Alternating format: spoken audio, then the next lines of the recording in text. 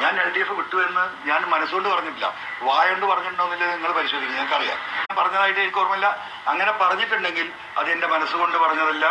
ഈ പറയുന്ന കൂട്ടത്തിൽ വായു ചിലപ്പോൾ വീട് പോയിട്ടുണ്ടോ എനിക്കറിയില്ല. അതൊരു ടങ് സ്ലിപ്പ് ആവാനേ സാധ്യതയുള്ളൂ. ഞാനത് പറഞ്ഞിട്ടില്ല.